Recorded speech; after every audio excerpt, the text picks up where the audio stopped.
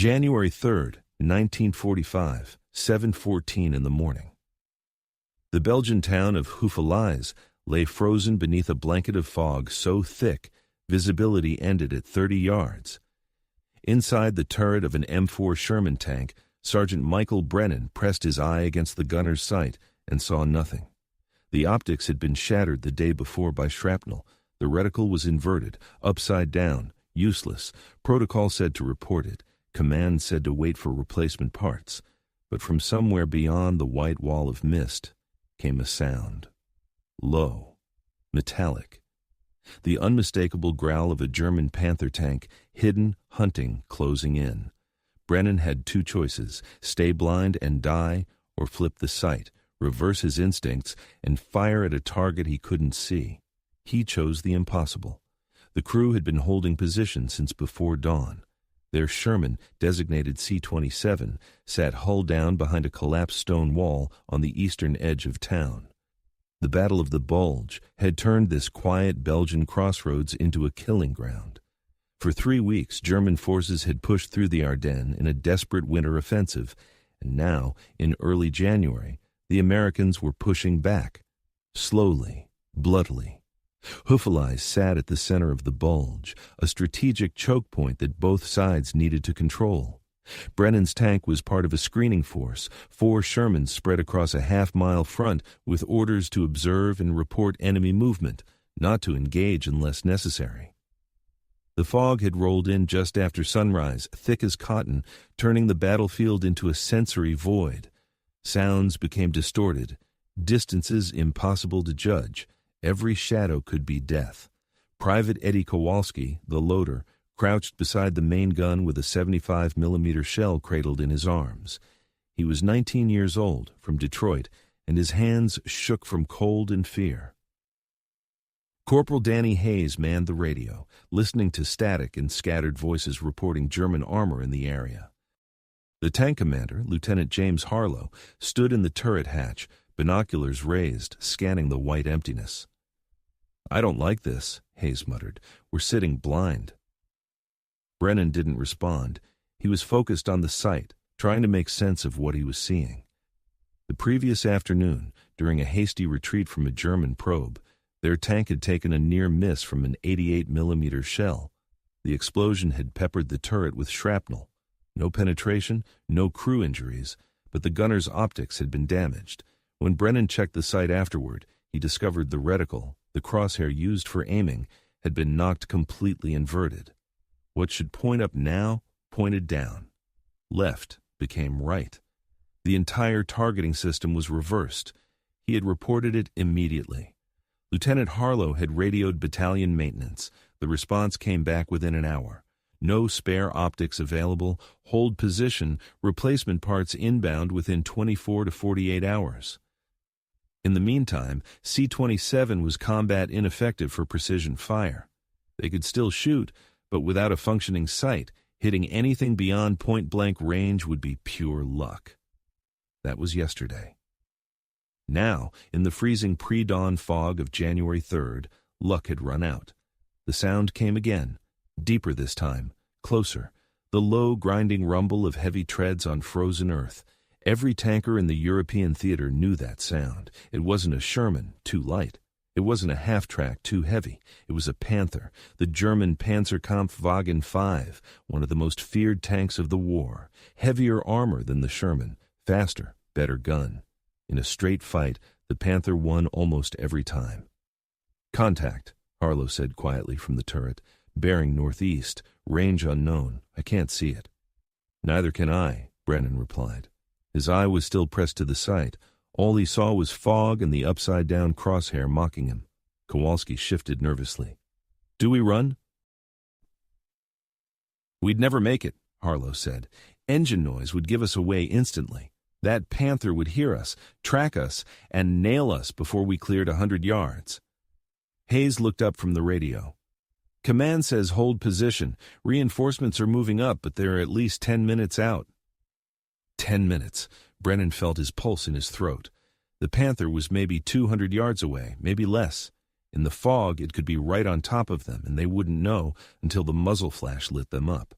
The Sherman's frontal armor could stop most German guns at long range, but the Panther's 75mm high-velocity cannon punched through Sherman armor like paper. One shot. That's all it would take. "Brennan," Harlow said, "if that thing gets any closer, we're dead. Can you shoot or not?"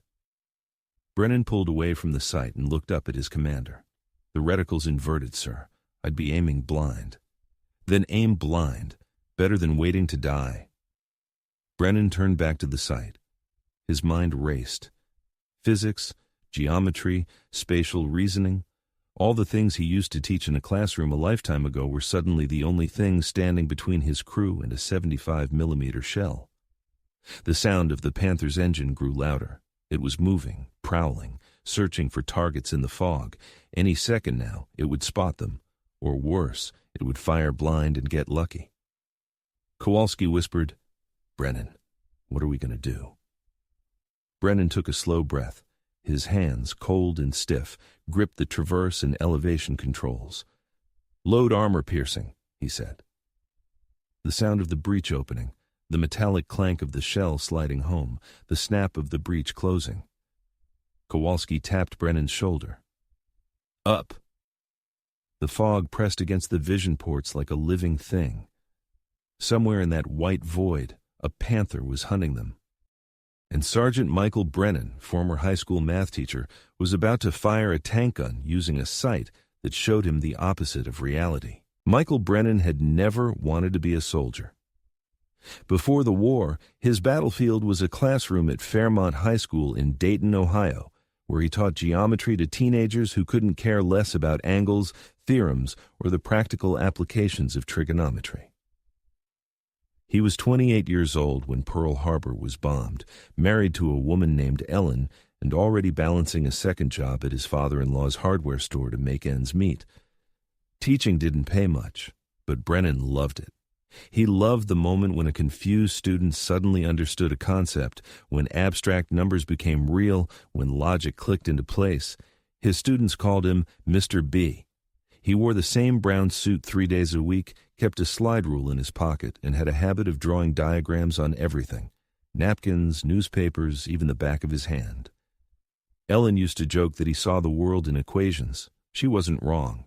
To Brennan, everything had structure. Traffic patterns were geometry, baseball trajectories were physics, even cooking was chemistry wrapped in ratios. When the draft notice came in March 1943, Ellen cried. Brennan held her and promised he'd come home. He reported to Fort Knox, Kentucky for basic training, expecting to end up in the infantry like most draftees, but during weapons qualifications, an officer noticed something unusual. While other recruits fired instinctively, Brennan calculated. He adjusted for wind. He compensated for barrel heat. He treated the rifle like a mathematical instrument, and his scores reflected it. "You're wasting time thinking," the drill sergeant told him. "Just point and shoot." But Brennan couldn't stop thinking. It was how his brain worked. So when the Army started assigning men to specialized roles, Brennan was flagged for armored division training. Tanks required gunners who could judge distances, calculate trajectories, and make split-second decisions under pressure. The Army didn't care if you were a mathematician or a mechanic.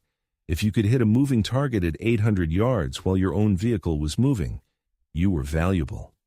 Brennan trained on the M4 Sherman at Fort Knox through the summer of 1943. The Sherman was America's main battle tank, mass-produced, reliable, but hopelessly outmatched by German armor. Brennan learned its strengths and weaknesses quickly. The 75mm gun was decent, but struggled against heavy German tanks. The armor was thin compared to Panthers and Tigers. Crew survival rates were grim. Tankers called it the Ronson lights every time. But Brennan also learned that in armored warfare, positioning mattered more than firepower. Angles of attack, fields of fire, using terrain for cover. It was geometry in motion, and suddenly everything he'd taught in a classroom had lethal application. While other gunners relied on instinct, Brennan relied on calculation. He could estimate range by counting seconds of shell flight. He could judge deflection by watching tracer rounds. His instructors noted that he was slow to fire, but almost never missed. By December 1943, Brennan shipped out to England with the 7th Armored Division.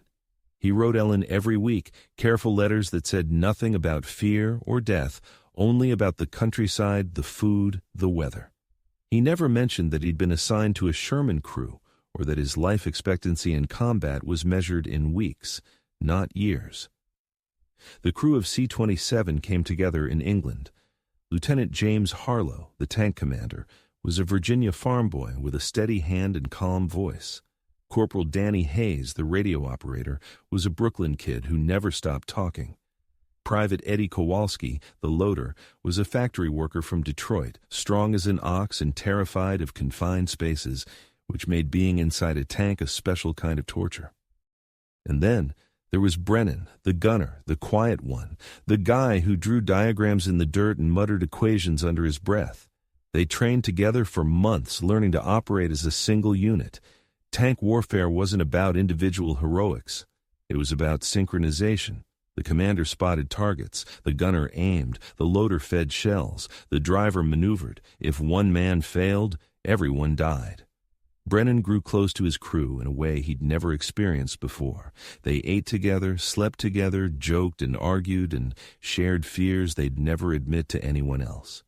In a strange way, it felt like teaching again, except now the stakes were infinitely higher. They landed in France in late June 1944, 3 weeks after D-Day. The hedgerow fighting was brutal. Shermans were death traps in the narrow Norman lanes, vulnerable to German anti-tank guns hidden in the thick vegetation. Brennan saw his first kill in early July, a German Panzer IV that appeared suddenly around a bend. He fired without thinking, pure reflex, and watched the enemy tank erupt in flames. Afterward, he vomited behind a stone wall while Kowalski patted his back and said nothing. By December, they'd fought through France, into Belgium, and were dug in near Bastogne when the Germans launched their surprise offensive. The Battle of the Bulge caught everyone off guard. Suddenly, the hunters became the hunted. American forces fell back in disarray, and C-27 found itself part of a desperate rearguard action around Houffalize, a frozen Belgian town that nobody had heard of, but everybody would bleed for. That's where Brennan's sight got damaged. That's where the fog rolled in. And that's where everything he'd learned in classrooms, in training, in months of combat would be tested in a way no manual had prepared him for.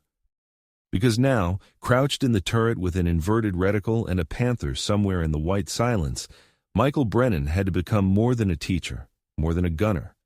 He had to become something the Army had never trained him to be, an improviser. The Panther's engine rumbled closer. Brennan could hear it shifting gears, the transmission grinding as the massive tank maneuvered through the fog. It was maybe 150 yards away now, maybe less. The sound bounced off the frozen buildings of Houffalize, making it impossible to pinpoint exact location. But it was out there, hunting. Brennan pressed his eye back to the sight and forced himself to think. The reticle was inverted, completely upside down. In normal operation, if a target appeared high in the sight, you elevated the gun. If it appeared low, you depressed. Left meant traverse left. Right meant traverse right. Simple, instinctive. Now everything was reversed. If he saw high, he needed to think low. If he saw left, he needed to aim right. His brain had to override every instinct, every hour of training, every muscle memory he'd built over 18 months of combat. It wasn't just about reversing directions. There was also the problem of range estimation. In fog, this thick visual reference points didn't exist. Normally, a gunner judged distance by the size of the target in the sight. A Panther at 200 yards filled the reticle differently than one at 500. But Brennan couldn't see the target. He could only hear it. That meant he had to estimate range purely by sound, calculate the trajectory in his head, then apply the inverted correction on top of that. "Brennan," Harlow said from above, "talk to me. Can you make this work?" Brennan kept his eye on the sight. "I need you to listen. When you hear the Panther's engine, tell me if it's getting louder or softer. That'll help me judge distance. You're going to shoot by sound. I'm going to shoot by math. Kowalski shifted nervously beside him. This is insane. Yeah, Brennan said. It is. He ran the calculations in his head. The Sherman 75mm gun had a muzzle velocity of roughly 2,000 feet per second. At 100 yards, shell drop was negligible. At 200 yards, maybe 2 feet. At 300, closer to 6. But those numbers assumed clear visibility and a functioning sight. Now he was working blind, inverted, and firing into fog that could hide the target completely even after the shell left the barrel. The Panther's engine growled again. Closer, definitely closer. Bearing is northeast, Harlow said. Maybe 10 degrees right of our current position. Range, I'd guess 175 yards, maybe 200. Brennan nodded. 200 yards. That meant minimal drop, but it also meant the Panther was well within killing range of them. If the German crew spotted C-27 first, they'd fire, and the Panther's gun would punch straight through the Sherman's frontal armor like it wasn't there. Traverse right, Brennan said, his hands moving the controls. The turret whined softly as it rotated. Tell me when. Harlow watched through his binoculars, seeing nothing but white. Still moving, steady, stop. That's center mass if it's where I think it is. Brennan stopped the traverse. Now came the hard part, the elevation. If the reticle showed the target high, he needed to depress the gun. If it showed low, elevate. But he couldn't see the target. He had to aim at empty fog and trust the math. He visualized the Panther in his mind. The German tank sat lower than the Sherman, its profile wider. The armor was thickest at the front 80 millimeters of sloped steel that could deflect most shells. The sides were weaker, around 40 millimeters. The rear was the weakest point, but hitting it required a perfect angle.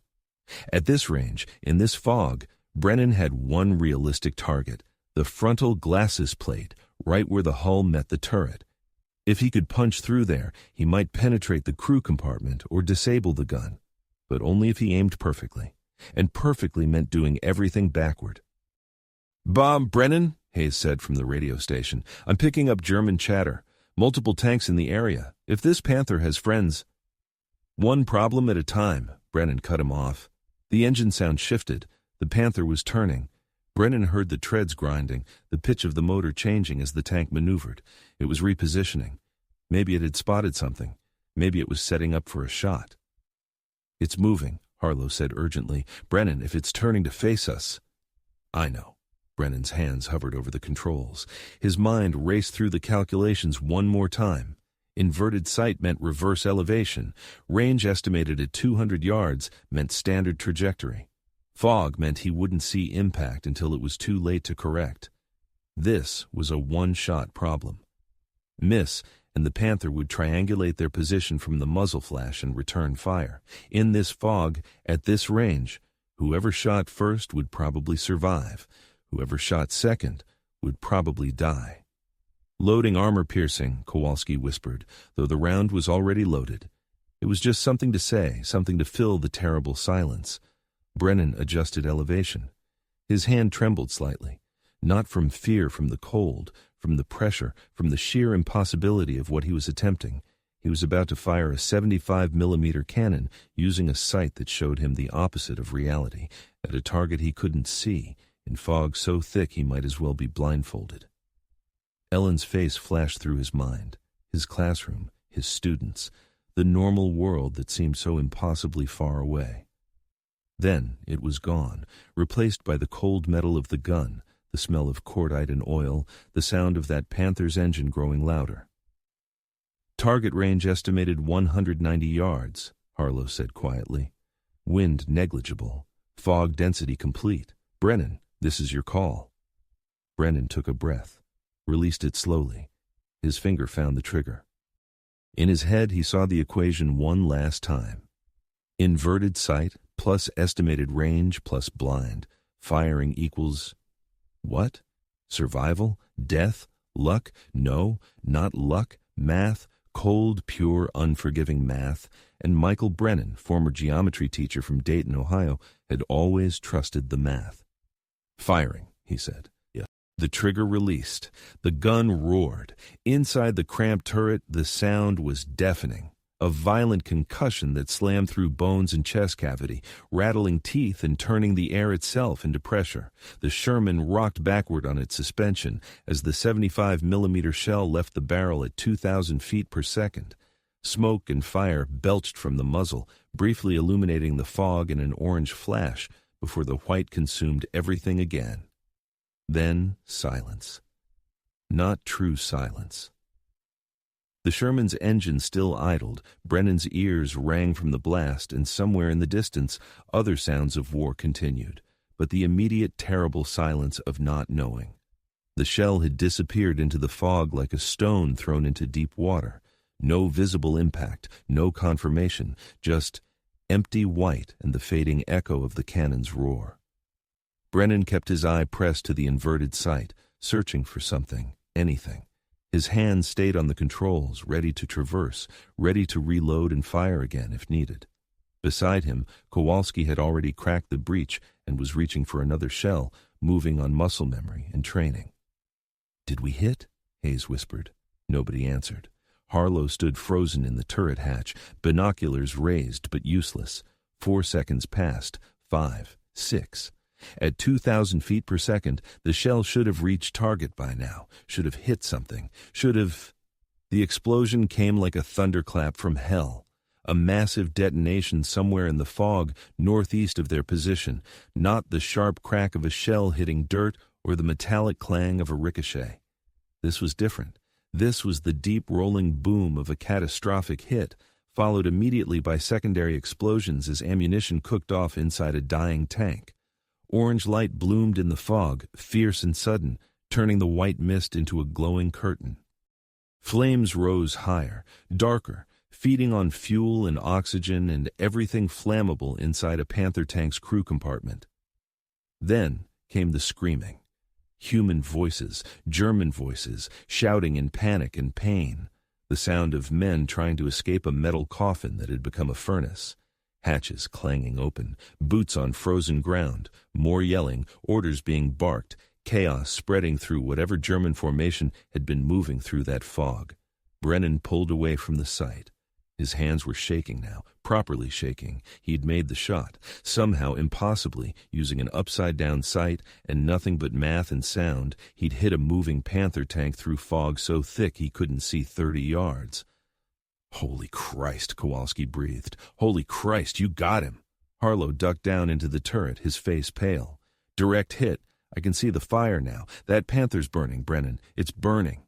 Hayes was already on the radio, calling it in.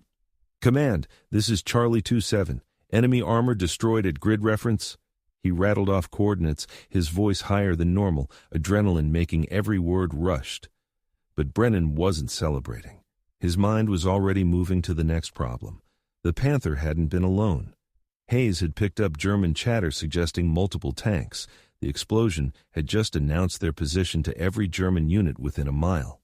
And C-27 was sitting still, exposed with a sight that was still inverted and useless. "We need to move," Brennan said. Harlow was already climbing back into the hatch. "Driver, back us up, slow and quiet. We're relocating 50 yards west behind that warehouse." The Sherman's engine note changed as the driver engaged reverse. The tank rolled backward slowly, treads crunching on frozen earth. The orange glow of the burning Panther remained visible through the fog, a beacon marking where death had come from nowhere. German voices still shouted in the distance, but they sounded confused, disorganized. Nobody had seen where the shot came from. Nobody understood what had happened. As C-27 repositioned, Brennan finally allowed himself to breathe. His hands had stopped shaking, replaced by a strange numbness. He'd just killed men, maybe 4, maybe 5, a Panther crew. He'd sent them to die in fire and smoke, and he'd done it with math. Cold calculation, no hatred, no anger, just geometry and physics applied to the problem of survival. "Brennan," Kowalski said quietly, I don't even know what that was." "That was impossible," Hayes added from the radio station. "You fired blind with a broken sight and nailed a Panther first shot. That shouldn't be." "It was math," Brennan said flatly. "Just math." But even as he said it, he knew it was more than that. Math gave him the tools, But something else had guided that shot. Instinct, experience, or maybe just luck wearing a mathematician's face. Whatever it was, it had worked. The proof was burning in the fog, and his crew was still alive. The Sherman settled into its new position behind the warehouse wall. Harlow scanned with binoculars, searching for more threats. The fog showed no signs of lifting. Dawn was fully arrived now, but the white remained absolute, turning Houffalize into a maze of sound and shadow. "Command acknowledges," Hayes said. "They're sending up a patrol to confirm the kill. Infantry, not armor." "Good," Harlow said, "because if another Panther shows up, I'm not asking Brennan to pull that miracle twice." Brennan didn't respond. He was staring at the inverted sight, at the upside-down crosshair that should have made him useless, but had somehow made him deadly. His mind was already working through the math again, double-checking his calculations, trying to understand exactly how he'd compensated for every variable. The fog pressed against the tank's hull like something alive. Somewhere in that white, the Panther still burned. The fog began to thin around 9 in the morning. Not quickly. It retreated slowly, reluctantly, like smoke being pulled through a crack. Visibility improved from 30 yards to 50, then to 100. The white curtain lifted enough to reveal shapes, buildings, trees, the frozen road network that spiderwebbed through Houffalize. And in the northeast sector, where the explosion had erupted 2 hours earlier, a column of black smoke rose into the gray Belgian sky. American infantry moved up cautiously. 2nd Platoon, Baker Company, led by Lieutenant Richard Morrison, a tall Texan with a carbine slung over his shoulder. They advanced in a staggered line, rifles ready, eyes scanning for German positions. The fog still clung to low ground, pooling in ditches and shell craters, but the worst had passed. Morrison's orders were simple: locate the destroyed tank, confirm the kill, assess enemy strength. What they found stopped them cold. The Panther sat in the middle of a frozen field 200 yards from where C-27 had been positioned. It was a Panzerkampfwagen Phi AU-SFG, one of Germany's most advanced tanks, 75mm high-velocity gun, 80mm of frontal armor, and a combat weight of 45 tons. Or it had been. Now it was a smoking wreck, turret blackened by fire, hatches blown open, treads splayed outward from internal explosions. The entire crew compartment had been gutted by flames, but it was the point of impact that made Morrison stop and stare. The shell had struck the Panther directly on the frontal glacis plate, right where the hull met the turret ring, the one vulnerable seam in otherwise formidable armor. The penetration was clean, almost surgical. The shell had punched through at a perfect 90-degree angle, avoiding the sloped surfaces that might have deflected it, and detonated inside the crew compartment. It was a textbook shot. The kind of precision hit that gunners bragged about in training, but rarely achieved in combat. "Jesus," said Corporal Matthews, Morrison's second. "Who the hell made this shot?" Morrison keyed his radio. "Command, this is Baker 2 Actual. Confirm Panther kill. Single penetration, frontal armor, catastrophic effect, crew KIA. Whoever fired this knew exactly what they were doing." 3 German soldiers had survived. They'd been following the Panther in a half-track, part of a reconnaissance formation probing American positions. When the tank exploded, they'd scattered into the fog, terrified and confused. American infantry found them an hour later, huddled in a barn, cold and defeated. They surrendered without resistance. Morrison questioned them through an interpreter. Their story was fragmentary, confused, but consistent. The Panther commander, an experienced Oberfeldwebel named Koch, had been leading a 3-tank patrol through the fog. They'd been searching for American positions, moving slowly, engines throttled down to reduce noise. Then, without warning, without any visible enemy, Koch's Panther had simply exploded. "No muzzle flash?" Morrison asked. The interpreter translated. The Germans shook their heads. Nothing. The fog had been too thick. One moment, Koch was radioing back coordinates. The next moment, his tank was fire and screaming. "They think it was artillery," the interpreter said. "They keep saying Geistschuss, ghost shot. They don't understand how a tank could have fired at them through that fog. They never saw anything. Morrison looked back toward where C-27 had been positioned, 200 yards, through fog so dense you couldn't see your own hand at arm's length, with a damaged sight. It should have been impossible. It was impossible. And yet the proof sat burning in a Belgian field, testament to something that defied explanation. By noon, the story had spread through the battalion.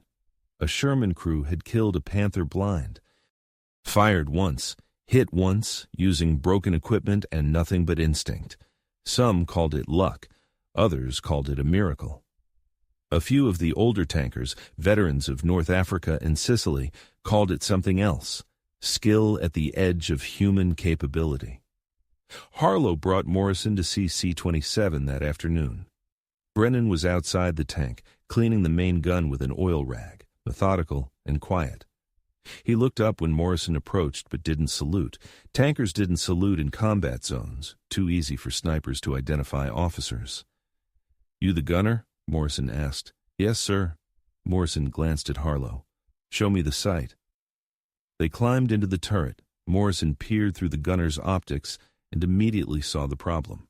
The reticle was completely inverted, upside down, backward, unusable by any normal standard. "You fired with this?" "Yes, sir." "How?" Brennan wiped his hands on his coveralls. "Math, mostly. I estimated range by sound, calculated trajectory, then reversed my aim to compensate for the inverted reticle. It was either that or wait to get killed." Morrison stared at him. "You did trigonometry in your head while a Panther was hunting you in the fog." "Geometry, sir. Trigonometry would have taken too long." A laugh burst from Morrison before he could stop it. It wasn't mockery. It was the absurd recognition of something so unlikely it crossed into legend. "Son, that's the damnedest thing I've heard in this war." "It worked," Brennan said simply. "Yeah," Morrison agreed. "It did." He climbed out of the tank and looked at Harlow. "You're putting this in your after-action report, right?" "Already written, sir. Submitted to battalion this morning." "Good, because 50 years from now, someone's going to call this story bullshit. Make sure there's documentation." That evening, replacement optics arrived from battalion supply. A technician spent 20 minutes installing the new sight, calibrating it, making sure everything was regulation perfect. Brennan watched silently, his hands in his pockets. When it was done, the technician packed up his tools and left. Kowalski looked at the new sight, then at Brennan. "Bet it feels good to have working equipment again." Brennan shrugged. "Yeah, but part of me wonders if I needed it." Word traveled fast in armored units. By January 5th, tankers across the 7th Armored Division had heard about the gunner who'd killed a Panther with an inverted sight. The story grew with each retelling. Some versions had Brennan firing through a blizzard. Others claimed he'd destroyed 3 Panthers, not one. But the core remained true.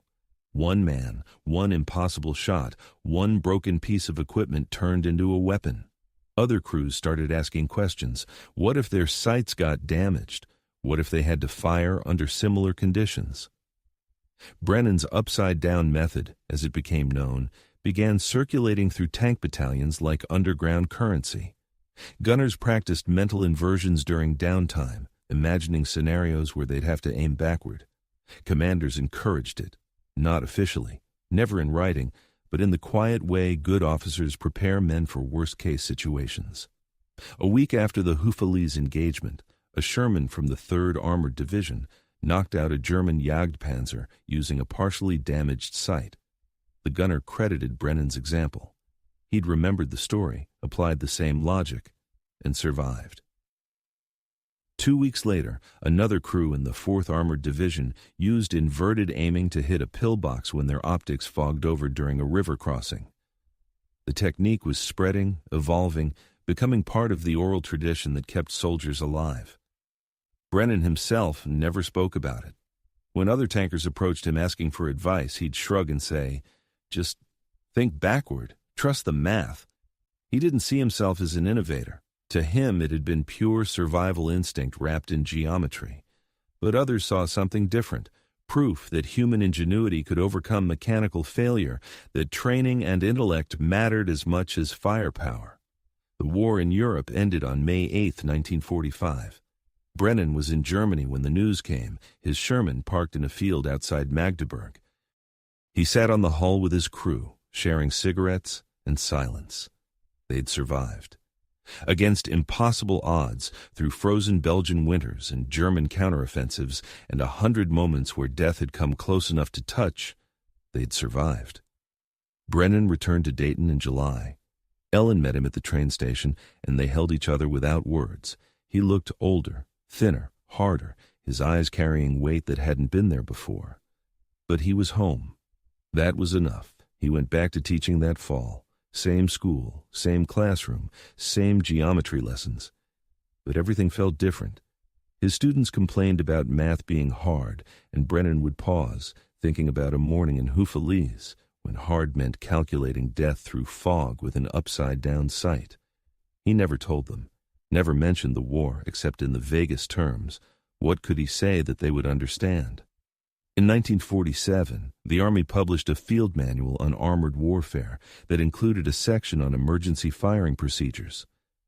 Buried in the technical language was a paragraph about compensating for damaged optics through mathematical inversion.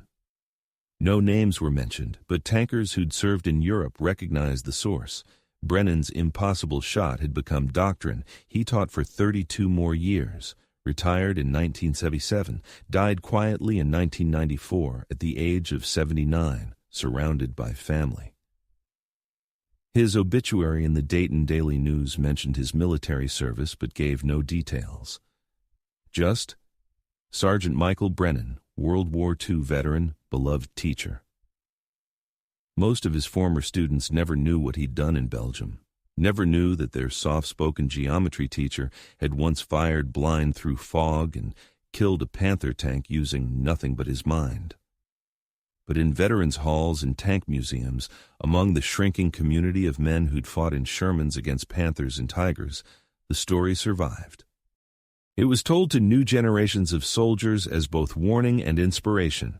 Technology fails, equipment breaks. When that happens, you adapt. You improvise, you think. The inverted sight that Brennan used in Houffalize was eventually donated to the Patton Museum at Fort Knox. It sits in a display case now, the upside-down reticle still visible through the cracked optics. A small placard explains what it is, what it did. Most visitors walk past without stopping.